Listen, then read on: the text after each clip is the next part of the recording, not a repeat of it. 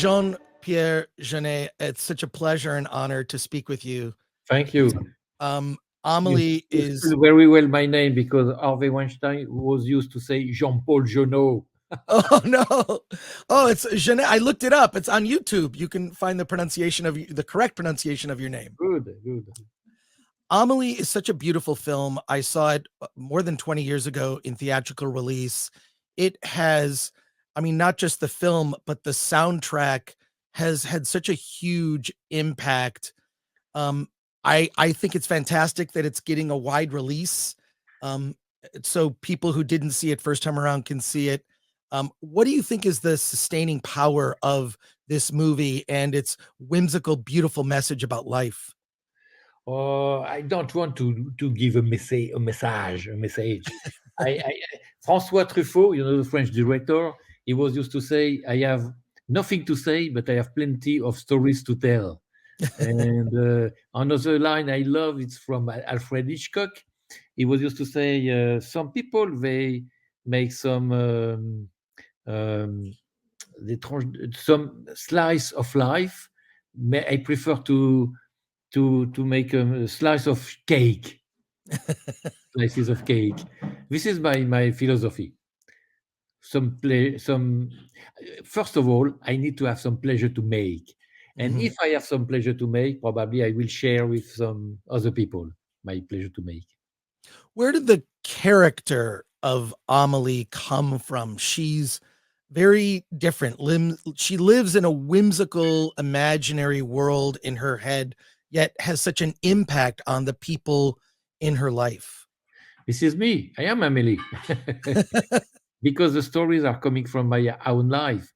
During maybe, I don't know, 25 years, I took some notes on my computer, some anecdotes, memories.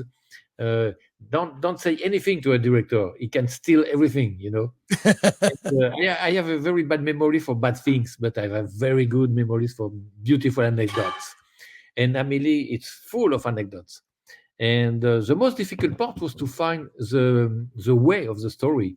And it was one of the anecdotes. One morning I understood, but the story of the girl helping other people, this is the main story. It's so incredible. She has such an impact on other people in her life, and it happened in the real world. My understanding, and correct me if I'm wrong, Audrey Tauto's haircut became popular in France after the release of the film. Is that true? No, I wouldn't say that. Probably the name, Amélie. A lot of people gave the name for kids. Oh, really? Girls, yeah. And you know what? I rewatched recently Léon from Luc Besson, and I was, oh my God, she has Natalie Portman. She had the same haircut, more or less. Yeah, it was the film also has kind of a childlike innocence. There's something about it that it's not a children's film, although I think children can enjoy the movie, but it taps into this deep childlike innocence. Can you tell me more about that? It's very important to keep the spirit of the childhood. Very important. Everybody were a kid, but just a few have the possibility to stay a kid. And no, I love that. For example, the other day in Montmartre at my office, a couple knocked at the door because they were parents of a little girl. She was probably 5 or 6, very young, and she saw the poster of Amelie on my office, and she said she's watching Amelie every day. Can't believe it. And she visited my office with the object of Amelie, the lamb pig, the garden gnome. It was very difficult for the little girl to understand I was the father of Amelie, because for her, Amelie exists, of course. It's very touching, this kind of story. There's also something about the telling of the story. It feels, parts of it even feel so whimsical, even like a cartoon, and the color and whatnot. There's a very specific look to Amelie as opposed to your other films. How intentional was all of that? Yeah, I love because I come from animation. I started with a stop motion animation, a little bit like Tim Burton, and or Terry Gilliam. He comes from animation as well.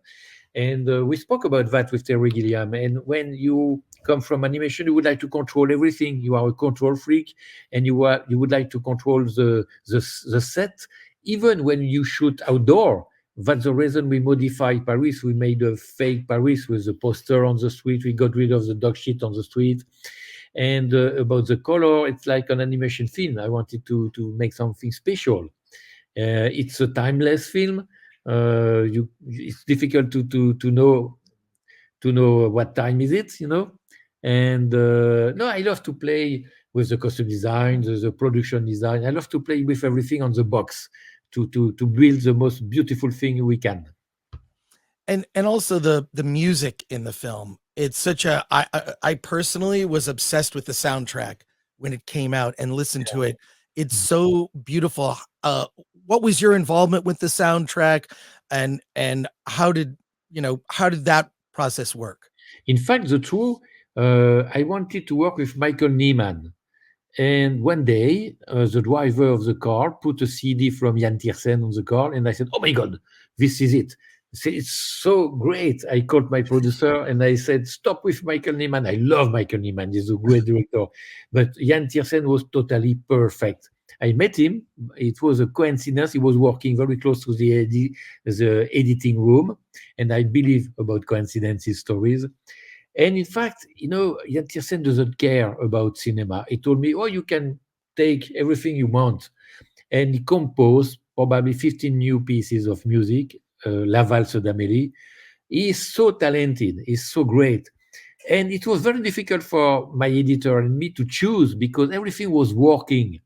We put one piece, it was perfect. Another one, it was perfect. So it was very difficult to choose.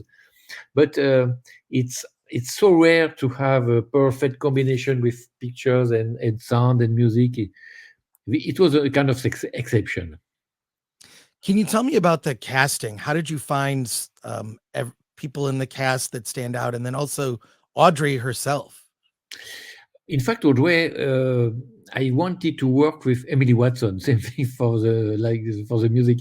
Emily Watson, for personal reasons, left a few weeks before the shooting. I was totally depressed, and I started to make a casting. In fact, I saw only two French actresses.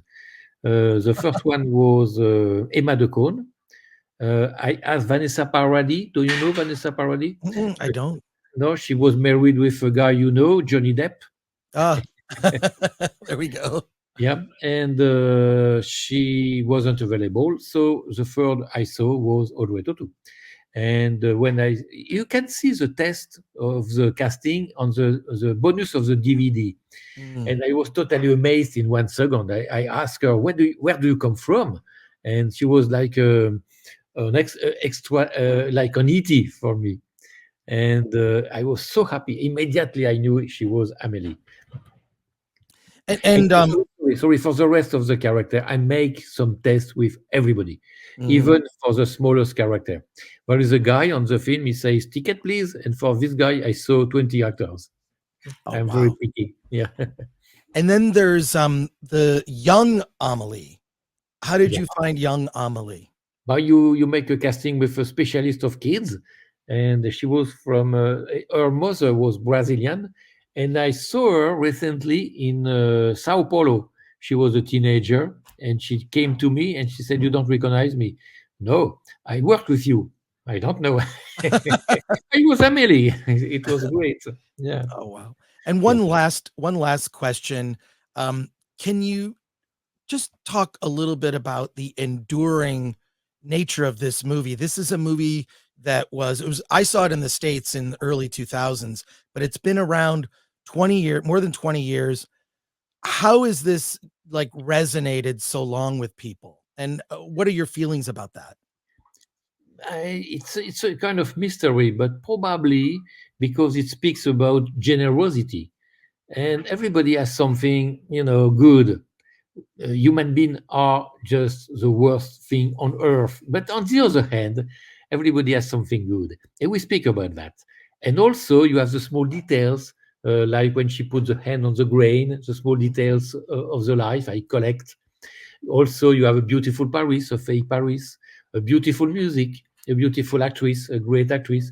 It's a kind of a composition of different elements, and sometimes the stars are in line, and the miracle happens. It's once in a lifetime. Well, thank you so much for this beautiful film. I'm excited that people will be able to re-experience it in a theater, which is where it was meant to be seen. Oh, thank you. So, And it was for radio. uh-huh. Oh, this? Oh no, this is going to be on YouTube. On YouTube. Okay, Yeah, but you yeah. record me. You recorded me. Yeah, I'm recording you. We Oh, recorded the whole thing. luckily I pay attention about my body English. That's all good. It's all good. Thank you so much for taking Thank the you to time you. to talk to us, Thank you. Jean-Pierre. Have a Bye. great day. Ciao.